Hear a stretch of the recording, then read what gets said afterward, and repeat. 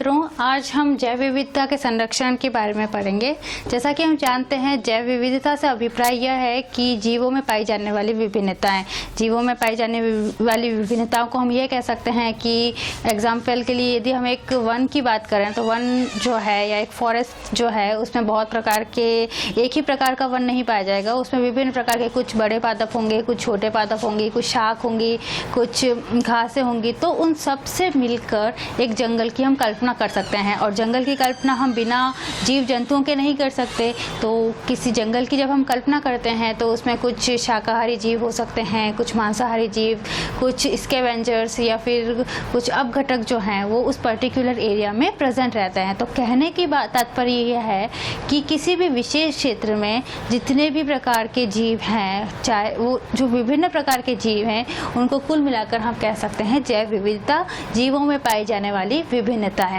तो जैव विविधता जो है वो जो भी आज कुछ स्पीसीज़ जो हैं, कुछ प्रजातियां जो हैं वो धीरे धीरे उनकी संख्या कम होती जा रही हैं। तो उन्हें हम कहते हैं एंडेंजर्ड स्पीसीज़ जो हैं, जो कि प्राय समाप्त होने वाली प्रजातियां जो हैं। इसके अलावा या कुछ दुर्लभ प्रजातियों को बचाने के लिए आजकल जैव विविधता का संरक्षण बहुत ही इम्पॉर्टेंट हो गया है, मुख्य हो गया है। इसके साथ साथ हमारे पृथ्वी का जो संतुलन है, होम्योस्टेसिस को बनाए रखने के लिए भी जैव विविधता का संरक्षण का होना बहुत आवश्यक है। तो जैव विविधता के संरक्षण के लिए मुख्य रूप से दो विधियों का प्रयोग किया जाता है। पहली विधि कहलाती है स्वस्थानीय विधि। स्वस्थानीय विधि जिसे हम इन सीटू कंजर्वेशन या ऑन साइट कंजर्वेशन भी कहते हैं। और दूसरी विधि कहलाती है उत्स्थानीय संरक्षण। उत्स्थानीय संरक्षण या एक्स सीटू कंजर्वेशन, और हम कह सकते हैं ऑफ साइट कंजर्वेशन। तो दो मेथड्स हैं जिनके द्वारा हम जैव विविधता का संरक्षण कर सकते हैं, स्वस्थानीय संरक्षण तथा उत्स्थानीय संरक्षण। जैसा कि नाम से पता चल रहा है, स्वस्थानीय यानी किसी भी प्रजाति को वह जिस स्थान पर स्थित है उसका वहीं पर अगर संरक्षण कर लिया जाए तो उसे कहा जाएगा स्वस्थानीय। उसका जो प्राकृतिक आवास है, उसी प्राकृतिक आवास में अगर किसी प्रजाति का संरक्षण किया जाता है तो वह संरक्षण की प्रक्रिया कहलाती है स्वस्थानीय संरक्षण। उत्स्थानीय यानी किसी प्रजाति के गुणसूत्रों को या जीन्स को या प्रजाति का संरक्षण उसकी नेचुरल हैबिटेट से हटाकर किसी अन्यत्र स्थान पर किया जाए तो उसे कहा जाता है उत्स्थानीय संरक्षण। इसके लिए जीन बैंक्स हैं या फिर बॉटनिकल गार्डन्स जो हैं या फिर जीव विज्ञानी जो गार्डन्स जो हैं वो सब इसके अंतर्गत आते हैं। तो जब हम स्वस्थानीय संरक्षण की बात करते हैं तो स्वस्थानीय संरक्षण में भी मुख्य रूप से तीन प्रकार की स्थान इसके अंतर्गत आते हैं। तो सबसे पहले तो स्वस्थानीय संरक्षण क्या होता है, हमें पता है कि स्वस्थानीय संरक्षण स्व यानी स्वयं से संबंधित किसी भी प्रजाति का उसके स्वयं के प्राकृतिक आवास में ही संरक्षण करने की प्रक्रिया को स्वस्थानीय संरक्षण करते हैं। और इसके अगर एग्जाम्पल्स की बात करें तो प्राकृतिक उद्यान, जिसे हम कहते हैं नेशनल पार्क्स। दूसरा जैव अभयारण्य,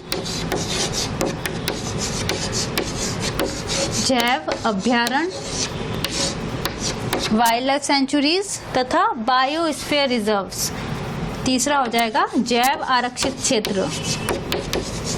जैव आरक्षित क्षेत्र। तो ये तीनों प्रकार जो हैं वो स्वस्थानीय संरक्षण के हैं।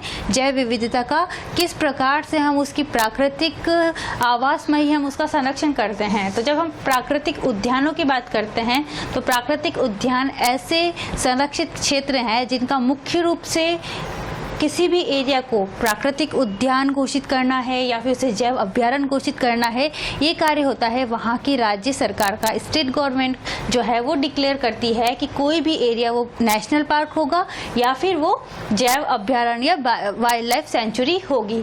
जब हम प्राकृतिक उद्यान की बात करते हैं तो भारत में लगभग प्राकृतिक उद्यानों की जो संख्या है वो है 103 के करीब। जैव अभयारण्य की अगर हम बात करें तो भारत में लगभग 530 जैव अभयारण्य उपस्थित हैं तथा जैव आरक्षित क्षेत्र की बात करें तो लगभग 18 जैव आरक्षित क्षेत्र जो हैं वो भारत में प्रेजेंट हैं। जो प्राकृतिक उद्यान है वहाँ पर सिर्फ पर्यटन ही परमिटेड है, पर्यटन की जो क्षेत्र है वो यहाँ पर हम हो सकती है। इसके अलावा हम कह सकते हैं कि किसी भी प्रकार की अन्य एक्टिविटीज़ जो हैं, दूसरे क्रियाकलाप जैसे कि जंतुओं द्वारा ग्रेजिंग प्रोसेस जो है, उनके घास चढ़ने की अलग से किसी एरिया से अगर अन्य एनिमल्स को उस पर्टिकुलर एरिया में कोई हम सम्मिलित नहीं किया जा सकता है। इसके अलावा जो वहाँ का जो फॉरेस्ट इलाका है वहाँ से किसी प्रकार के उत्पादों को हम नहीं ले सकते हैं। तो एक तरीके से कहने का मतलब ये है कि जो प्राकृतिक उद्यान होते हैं वहाँ पे बहुत ज़्यादा नियम होते हैं, कायदे कानून, रेस्ट्रिक्शंस होते हैं और दूसरी एक्टिविटीज़ बिल्कुल नियंत्रित होती हैं, प्रोहिबिटेड होती हैं। प्राकृतिक उद्यान जो है वो हम कह सकते हैं कि जो जू होते हैं उनसे थोड़े अलग होते हैं। जू जो होते हैं उनमें क्या होता है कि किसी भी एनिमल को पिंजरे में रखा जाता है, उसके अंतर्गत चिड़ियाघर जिसे हम बोलते हैं, तो उसके अंतर्गत क्या है, एनिमल्स को पिंजरे में रखा जाता है। वो अपने स्वेच्छा से एक जगह से दूसरी जगह हर जगह नहीं जा सकते। इसलिए प्राकृतिक उद्यान में जो एनिमल्स हैं वो अपनी स्वेच्छा के अनुसार उस प्राकृतिक आवास में इधर उधर घूम सकते हैं। प्राकृतिक उद्यानों के में एक और बात सम्मिलित होती है कि जो प्राकृतिक उद्यान है वहाँ पर किसी प्रजाति का तथा उसके एंटायर जो पारिस्थितिकी तंत्र है उसका संरक्षण किया जाता है। जबकि जब हम जैव अभ्यारण्य की बात करते हैं तो वह मुख्य रूप से एक पर्टिकुलर प्रजाति के संरक्षण से संबंधित होती है। प्राकृतिक उद्यान के उदाहरणों की अगर हम बात करें तो प्राकृतिक जो उद्यान है उसके कुछ उदाहरण मैं आपको बताना चाहूँगी। लगभग 103 प्राकृतिक उद्यान जो हैं वो भारत में प्रेजेंट हैं, जो कि टोटल भौगोलिक क्षेत्र का, जियोग्राफिकल एरिया का 1.23% क्षेत्र जो है वो प्राकृतिक उद्यानों से ढका हुआ है, आरक्षित है। तो प्राकृतिक उद्यानों के अगर हम उदाहरणों की बात करें तो मुख्य उदाहरण अगर हैं तो सबसे पहले हम देखेंगे कुछ प्राकृतिक उद्यान।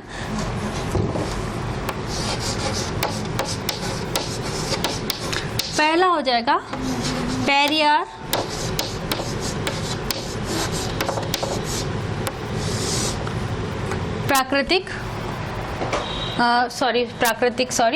राष्ट्रीय उद्यान, राष्ट्रीय उद्यान। सो पेरियार राष्ट्रीय उद्यान जो है वो उपस्थित है केरल में, तो सिंपलेस्ट वे में अगर हम इसे याद करने की अगर एक टेक्निक देखें तो परी है केरल में, ठीक है। तो केरल की परी, हम इसको याद करने का एक इजी वे है केरल की परी। पेरियार राष्ट्रीय उद्यान जो है वो उपस्थित है केरल के अंतर्गत।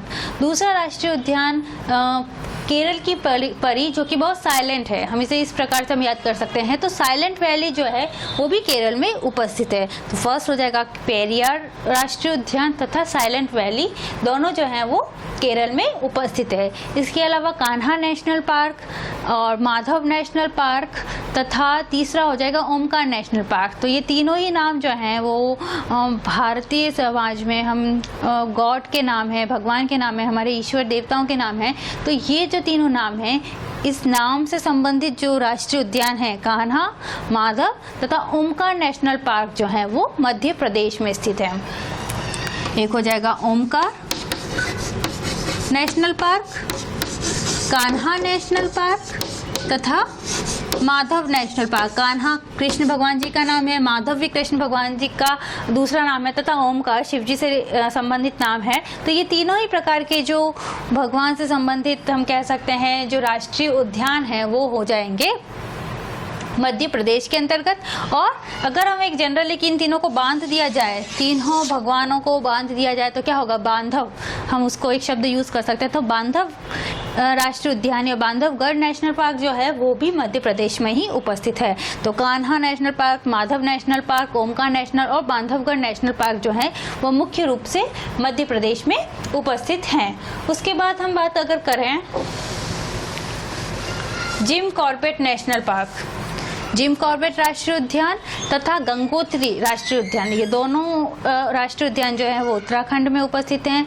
इसके अलावा अगर हम बात करें डेजर्ट नेशनल पार्क, रेगिस्तानी जो राष्ट्रीय उद्यान है, रेगिस्तान राष्ट्रीय उद्यान, वो राजस्थान में है। और इसके अलावा हजारीबाग जो राष्ट्रीय उद्यान है वो झारखंड में उपस्थित है। और हम कह सकते हैं कि दुधवा नेशनल पार्क जो कि मुख्य रूप से उत्तर प्रदेश में उपस्थित है। और इसके अलावा गिर नेशनल पार्क जो है वो गुजरात में है। तो जी से स्टार्टिंग है, तो यह भी गुजरात जो है वो भी जी से स्टार्ट है। तो हम याद कर सकते हैं कि गिर नेशनल पार्क जो है वो गुजरात में उपस्थित है। इसके अलावा काजीरंगा नेशनल पार्क हो जाएगा, काजीरंगा और औरंगा नेशनल पार्क।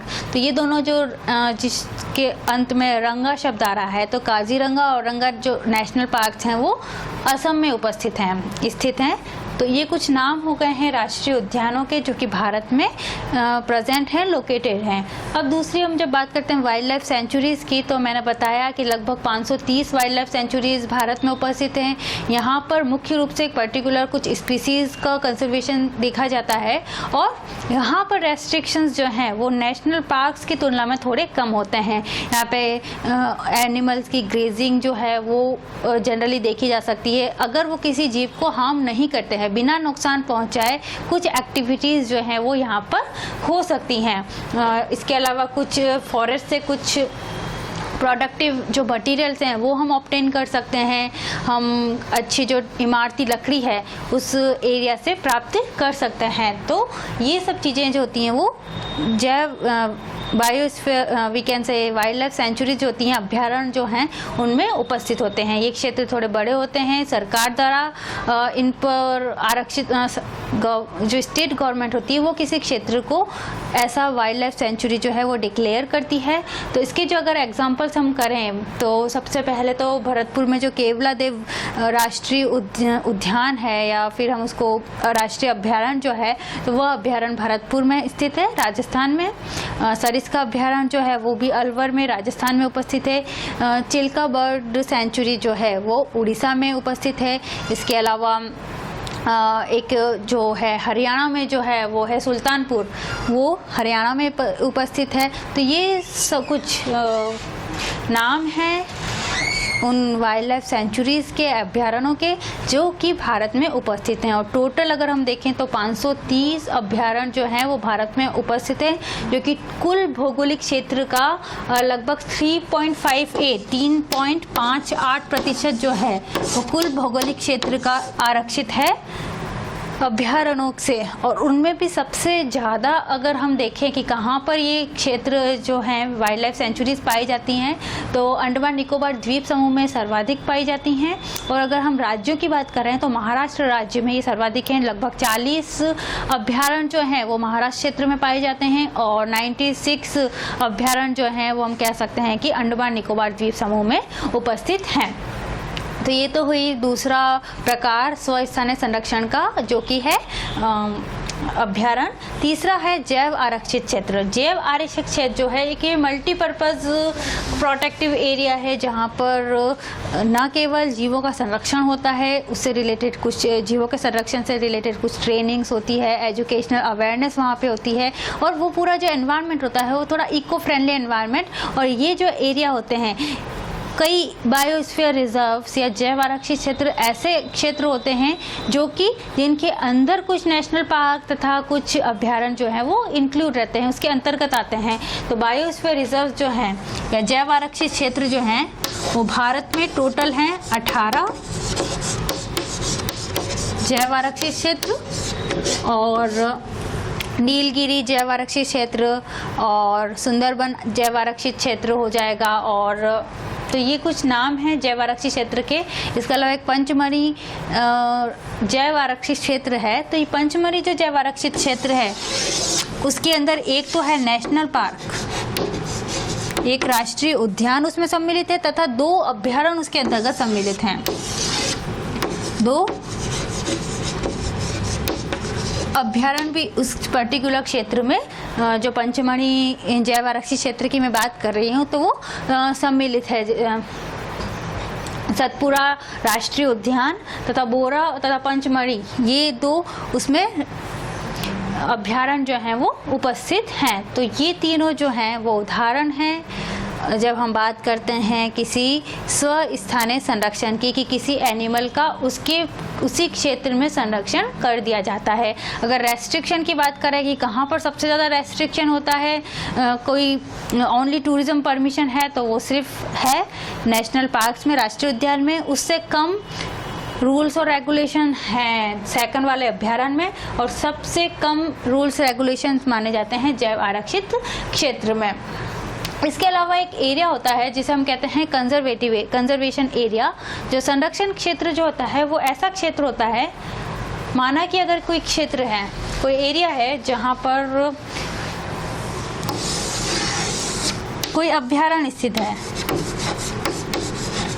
और उसी के थोड़ी ही कुछ ज़्यादा दूर नहीं पर पास में ही उसके कोई टाइगर रिजर्व है, कोई जैव आरक्षित क्षेत्र है, तो इस तरह का अगर कोई एरिया है तो वहाँ पर एक बफर जोन बन जाता है और उसके बीच का जो एरिया है वो संरक्षण क्षेत्र कहलाएगा। वहाँ पर भी संरक्षण होगा जीवों का। वो जो पर्टिकुलर बफर जोन वाला एरिया है वो संरक्षण जोन कहलाता है, संरक्षण क्षेत्र कहला जाता है। भारत में अगर हम बात करें तो टोटल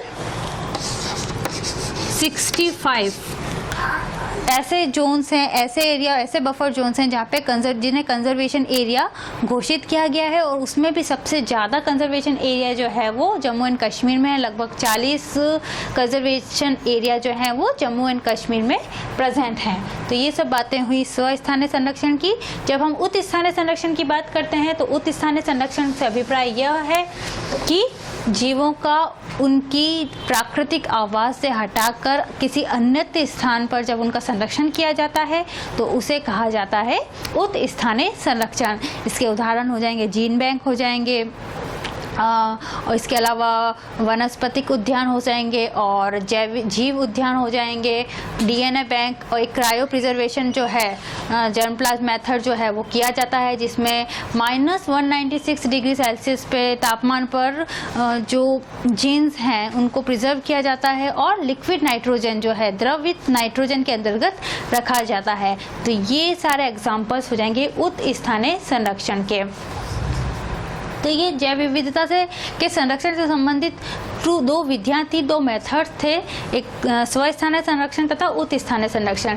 इन मेथड्स के अलावा भी कुछ ऐसी चीज़ें हम कर सकते हैं जिसके माध्यम से जैव विविधता का संरक्षण हो सकता है, जैसा कि अधिक से अधिक पेड़ पौधे लगाकर, तो जिसे हम कह सकते हैं एफॉरेस्टेशन, कि वनों को अधिक से अधिक लगाकर मिनिमम हम जितने काट रहे हैं कम से कम उतने पेड़ तो लगाएं, जिससे कि जो पर्यावरण के संतुलन को बनाए रखने के लिए भी बहुत ज़रूरी है और जैव विविधता को संरक्षित रखने के लिए भी बहुत आवश्यक है। दूसरा हम कह सकते हैं कि जो अवैध शिकार हो रहा है उससे रिलेटेड सरकार को कुछ कायदे कानून, रेगुलेशंस, रूल्स बनाने चाहिए।